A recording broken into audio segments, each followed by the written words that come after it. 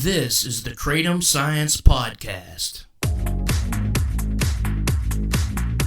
I'm your host, Brian Gallagher, blog and social media writer for KratomScience.com, your source for all things Kratom.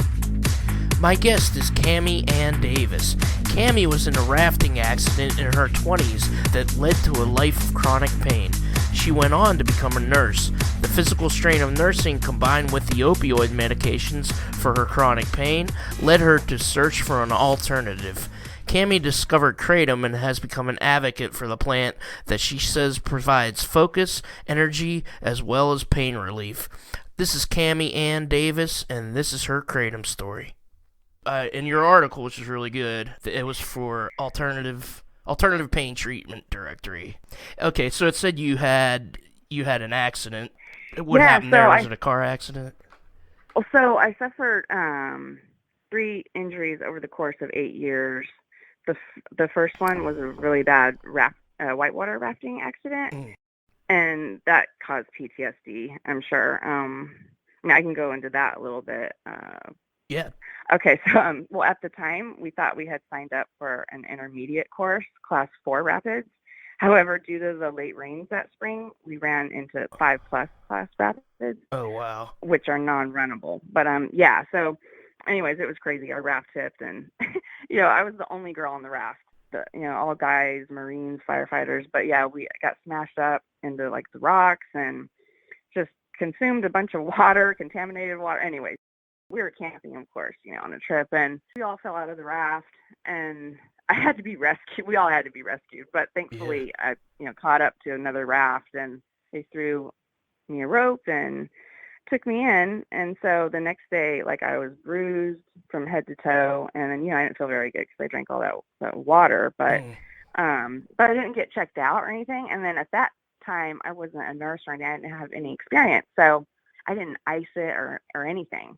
So, what you're supposed to do, because, once you turn chronic, then it's harder to treat with scar tissue and all that. But so then 3 months later, but 3 months later, I wake up and I'm in a lot of pain. And then so I go to get x-rays, and it shows that my C1 is displaced 3.8 millimeters.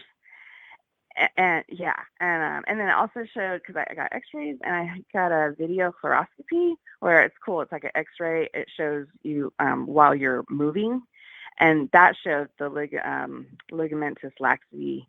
So, my ligaments weren't working right. They weren't supporting my neck properly. And I wasn't able to get surgery because of where it was at, because the C1, that's right at the base of your skull.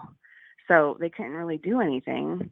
And then all that time, I kept working, and of course, my dream was to become a nurse, and I was so young, this was back in the 90s. And so I think I have a pretty high pain tolerance too, but I just ate Excedrin like candy, and it's just ibuprofen every single day until that ate the lining of my stomach. And I could not take it any longer after a few years of that, because it just damaged my stomach. And it's interesting, though, once I started Kratom, my stomach issues cleared up. So that was a good thing. So I just kept, working, and then I was going to school and just taking Excedrin. I never asked for pain pills or anything like that. But and I I succeeded, thank goodness. At least I graduated and I became a nurse. And then started working at Napa State Hospital.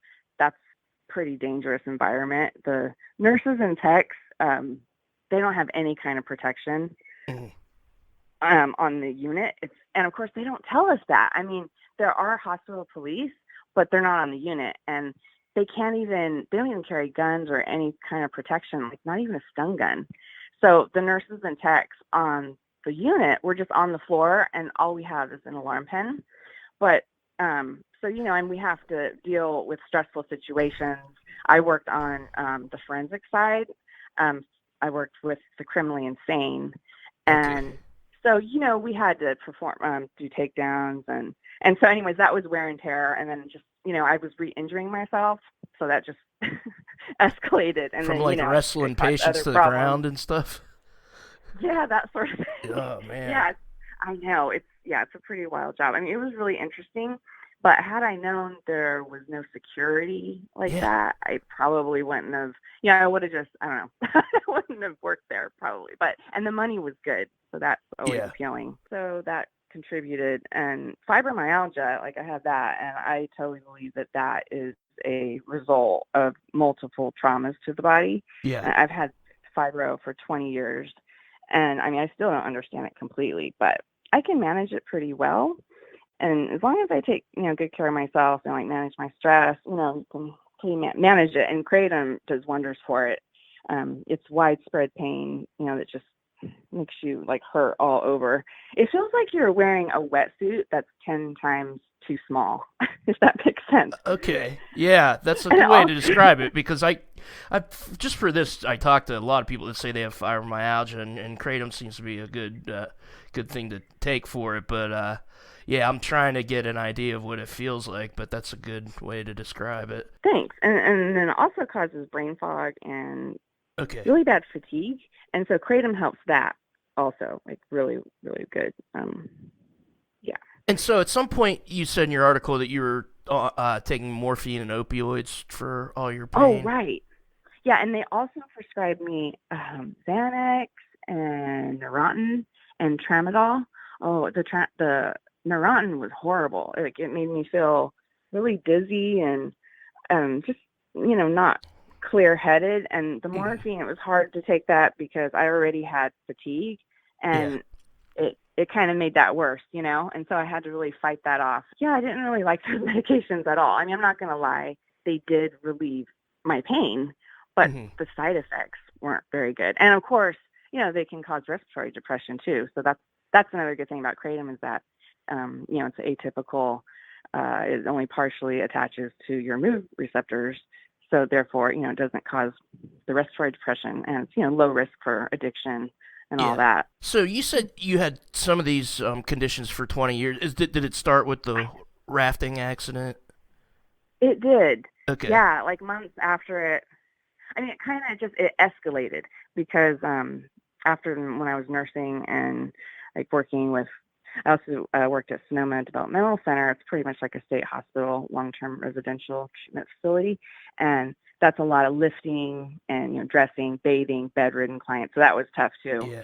And, I already had back problems. So it just probably wasn't the best job for me. But yeah, really. And then finally, like I guess the pain got to me one day, and I was giving patients their meds. I forgot to give my patient his seizure meds, and the next day he had a grand mal seizure, and I'm there to help people not hurt them, and I felt so bad. That's when I knew like I had to leave and try and find a different field to work in. So I left, because I thought, okay, well, as a nurse or, psych tech or whatever, you have to be precise and you have to have excellent critical thinking skills. And, obviously mine were being affected. So I left, and then I looked for like jobs that I could work at home. So I started my own childcare business, and then I started medical transcribing. I got my certificate, and I actually, I made money. I mean, not as much as when I worked in the hospital, but, at least it was something. So when did you discover Kratom? Wow, not even that long. I mean, 3 years ago. And I was just so tired of the fatigue and the negative side effects from the medications that I was on. And then times were getting just crazy. I could tell they kept saying, well, the government and everything, they were coming down on the doctors and just everything. I thought I need to try and look for an alternative. So I Googled, I typed in the search bar alternative opioids, and Kratom pops up. So I start to research it, and I was really careful. I looked at different vendors and did as much research as I could about it, and then I ordered some, and it just changed. I tried it, and it was amazing. It just took my pain away, and no fatigue. I mean, I think the most negative side effect that I've ever experienced so far is if I don't drink enough water, I get a headache. But it has a lot of pros for me personally, and so it just changed my life, for the better. Did you discover it before you quit nursing, or? or No, after? yeah, that's the sad thing. It saddens me because, if only I would have known about Kratom, if I could have tried it before I quit, Yeah. then I probably would still be nursing. Oh, totally. I definitely, so my life probably wouldn't have changed as much. And at least I finally found out about Kratom, but Yeah. so many Americans are in the dark. They say like 10 to 15 million Americans consume Kratom, but then what? Like our population is 327 million. Yeah. So that's really not that much, right? And when I ask people, hey, did you ever hear of it? And they're like, what? Does it get you high? Or I'm like, well, that's not really. Yeah, there's stigma around it, right? Yeah. Everyone thinks it's negative.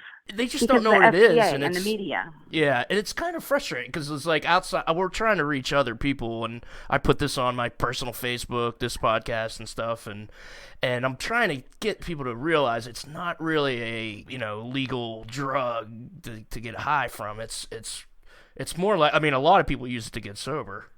Like the other way around. Right, exactly. Mm. Yeah, I've read hundreds of testimonies of people quitting heroin, and it's helping them with alcoholism, and that's amazing. That's significant. Yeah. I believe it's saving people's lives, not destroying them. But as the media puts it, it's crazy. If you Google Kratom, then the DEA pops up. The negativity pops up first.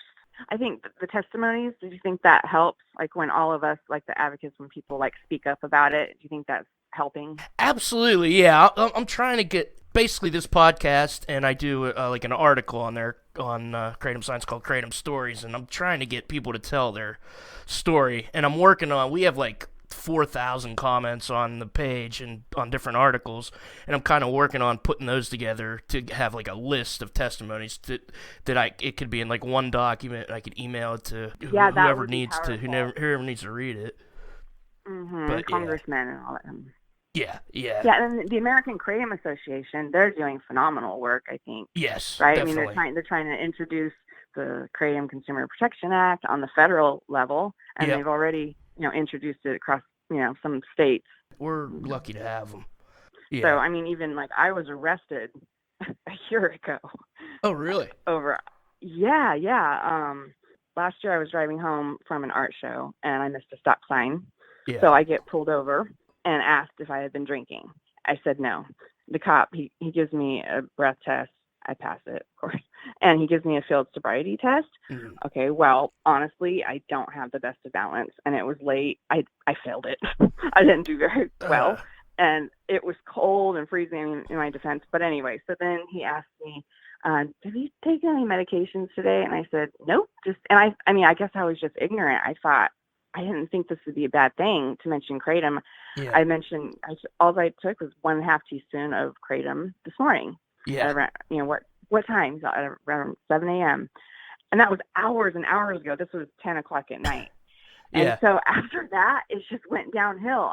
He arrested me. He handcuffed me. Oh, my God. Drug us to the station. And then for like 4 hours, he just kept repeating tests on me. And, I passed the test. I'm not as cold or whatever, but it was crazy. They believed that it was, a psychoactive substance. Yeah. That impairs and intoxicates people. Like they had a really, really bad idea about it.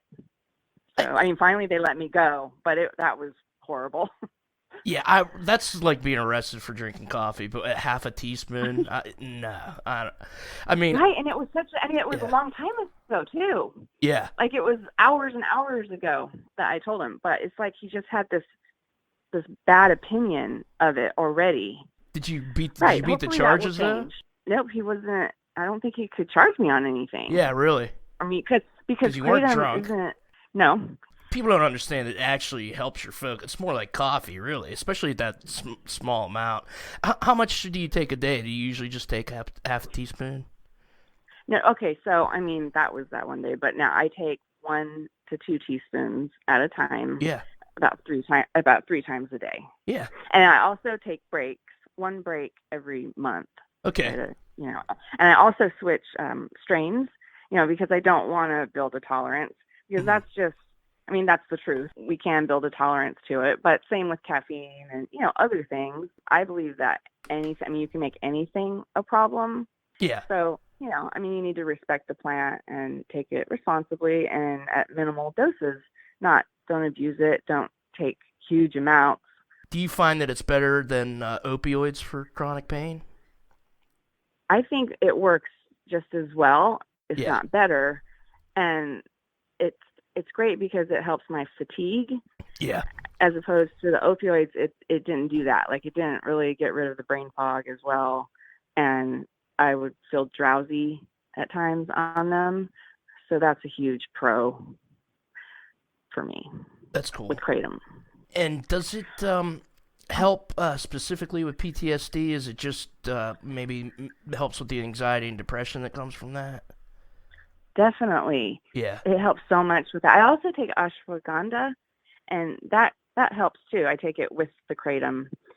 But okay. Kratom is excellent. I've heard that before. I think I've talked to somebody that takes it. I think it's an agonist, maybe, of Kratom. Yeah. I take 1/2 teaspoon with every dose. It's really good for anxiety. Did you have withdrawals when you took opiates? Yeah. Like, I mean, if I stopped, they were bad. But I don't feel like that with Kratom. Like, I never crave Kratom. Yeah. And some days I can take 3 doses, as opposed to another day, if I'm not, doing as much, I can take like 1 or 2, and there's no difference for me personally. Yeah. Like, I don't feel withdrawals or anything like that. I mean, and then, Kratom is known to have some degree of addiction and withdrawal effects, but it's nowhere near the amount for heroin or morphine or anything like that. I think for most people it's like you, like it's manageable, and you take breaks, you said, right? Right, I do. Mm-hmm. And I mean, I believe that there's a difference between addiction and dependence. Do you? I mean, yeah. I hear that a lot from chronic pain people. Yeah. Yeah, I think there's a difference between someone who is psychologically addicted to a substance or a feeling, as opposed to someone who is taking something to relieve their pain. Yeah. Therefore, maybe they're physiologically dependent. And how do you make tea, or do you just do Tosh and wash? So I make tea sometimes, but usually I mix it with orange juice and a little bit of lemon juice. Okay, that sounds good. I pre-make my bottles. And what strains do you like? I think you said Super Green Malaysian in your article. I do. That's my favorite. Yeah. I don't really believe in all those fancy names, but I think there's a difference between maybe green and white, slightly maybe. I don't know, but I like the green and white. So have you had any other side effects with Kratom at all? Besides, you said you had to drink a lot of water. Yeah, I don't. Yeah. I mean, I had stomach issues, and that cleared it up. And I think it just it helps me so much. It eliminates the pain. So just like dehydration, like that's kind of a big thing. Like, I do have to drink, a good amount of water, but that's it. Like, my advice to like people just learning about Kratom is to do their research. Yeah. And really, especially with vendors, and, to learn about the plant, like maybe get like small portions of it, and then see what works best for them, and start with a low dose. Yeah. And then you can work your way up to see what's the right dose for you. Oh, and then also it's really important to not mix Kratom with medications, because that's not safe. I mean, you should consult healthcare professional, or you gotta research. That's important. I mean, especially like if you're on heart medication or like blood thinners. Yeah, it's really important. You don't want to mix that. And I think a lot of people, even when they're trying to get off opiates, they try to taper down as much as possible off of the opiates and then introduce the Kratom after that. I think the same with alcohol too.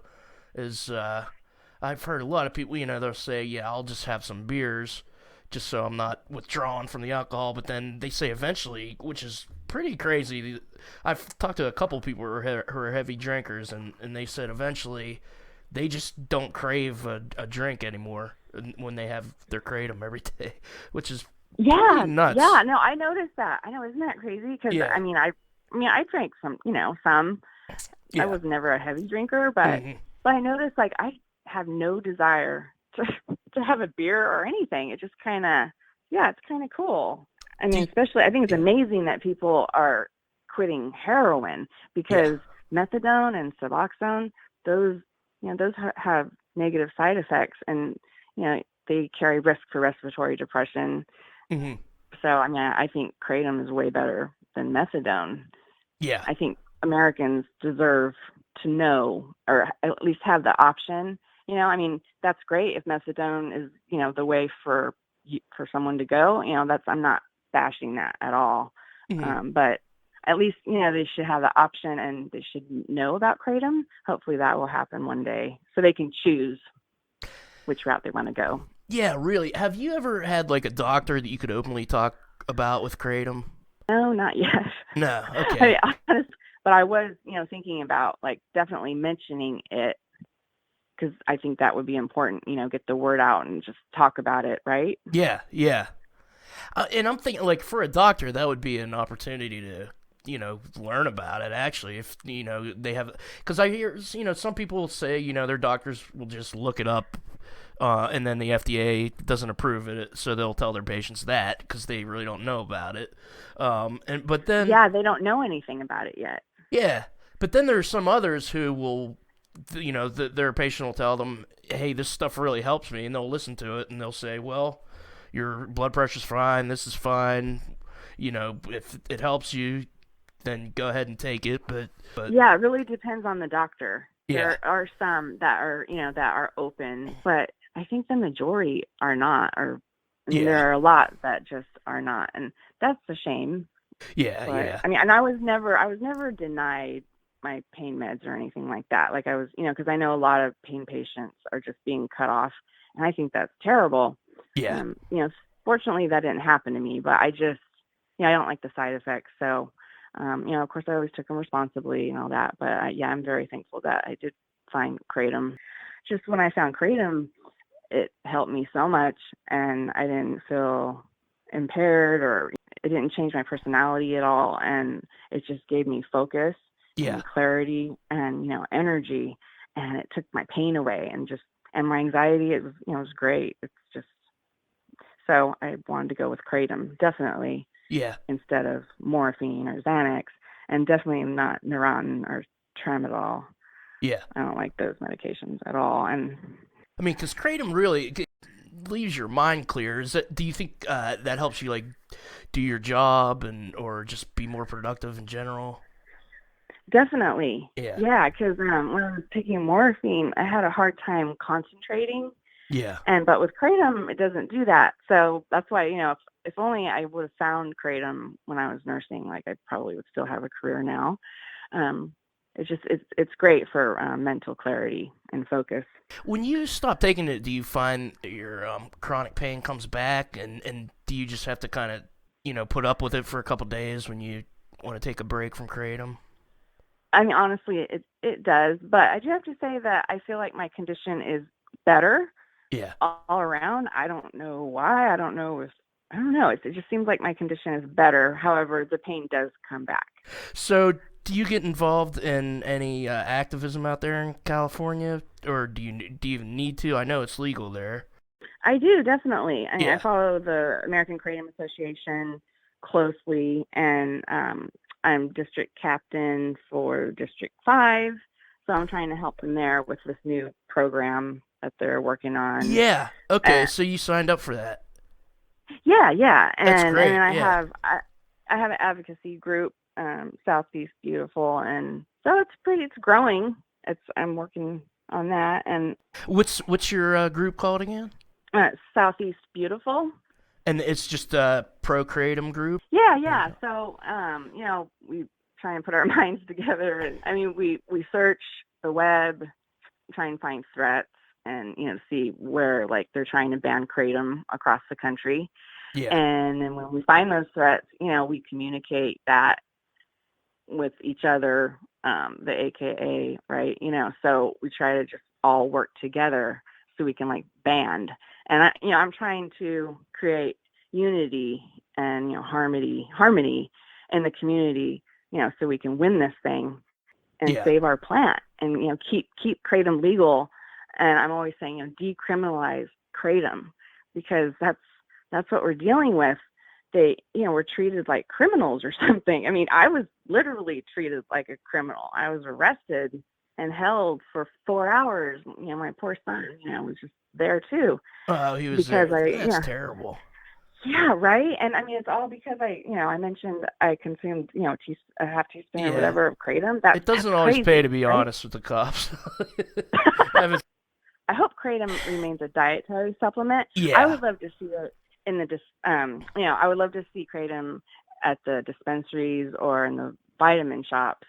Yes. And I don't want to see it behind a pharmacy counter or, Schedule 2 or anything like that, because it'll just, it'd be like square one. I mean, because they don't want to give patients their pain meds now. I mean, they're not going to want to prescribe them Kratom. It's just going to make, I think people should have, access to it freely, since it's a plant anyway. But. Absolutely, yeah. I mean, I honestly don't think it should be regulated more than coffee and tea is, but we have to do something to make it legal, and I think that Consumer Protection Act is good. From children, I mean, if children don't have any business taking Absolutely, it, so it'll give an age restriction, and then maybe it'll keep the FDA off of our backs. I don't know, hopefully. Yeah, and I mean, I'm not against traditional opioids. Not everyone can take Kratom, or, Kratom doesn't help everyone.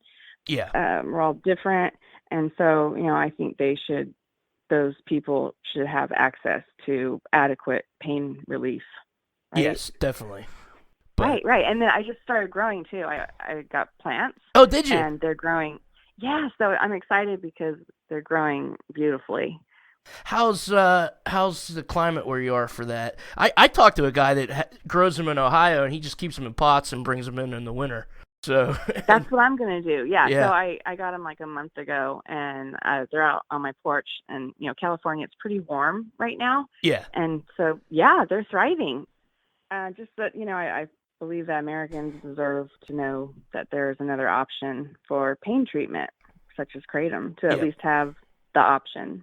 Keep Kratom legal, and just keep fighting for our plant. Everyone needs to stand up and speak out about it, and don't be ashamed that you take it. I think there are some people who just take it secretively. Yeah. We really that needs to be changed, I think. Yeah, Kratom does not get you high. It doesn't impair you. It doesn't intoxicate you. It doesn't cause respiratory infection. Thank you, Cammie Ann Davis. The music is Risey. The song is Memories of Thailand. The Kratom Science Podcast is written and produced by me, Brian Gallagher, for KratomScience.com. Take care.